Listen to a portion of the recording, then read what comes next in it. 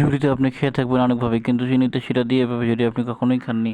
এই ঝুড়ি তৈরি করার জন্য ডিম নিতে হবে, উটের ডিম 5টা। নেওয়ার পরে এর সঙ্গে কিছু ময়দা দিয়ে তেল দিয়ে এইভাবে ভালোভাবে গোলো গোলো করে মিশিয়ে নেবেন। তারপর ছাঁকনি দিয়ে নেবেন। ছাঁকনি দেওয়া হয়ে গেলে এগুলোকে প্যানের মধ্যে দিয়ে এইভাবে ঘুরিয়ে ঘুরিয়ে মানে গোল গোল ঘোরাবেন, পৃথিবীর মতো গোল গোল ঘুরিয়ে এইভাবে পাতলা একটু পরত তৈরি করে নেবেন। এই পাতলা পরতটিকে করার দিয়ে কেটবেন, কাটার পরে দেখবেন এই রকম আকৃতি চলে আসছে। তখন এর লেগে ডিমের মধ্যে চুবিয়ে এগুলোকে তেলে ছেড়ে দিন। তেলে ছেড়ে দেওয়া হয়ে গেলে দেখবেন ফুলকো ভাব চলে এসেছে।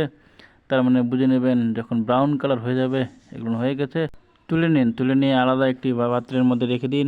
ওই প্যানের মধ্যেই চিনির শিরা তৈরি করার জন্য পানি এবং চিনি দিয়ে ভালোভাবে গলগল গলগল করে এমনভাবে নাড়বেন মনে হচ্ছে যেন ঘূর্ণিপাক ঘোরাচ্ছেন।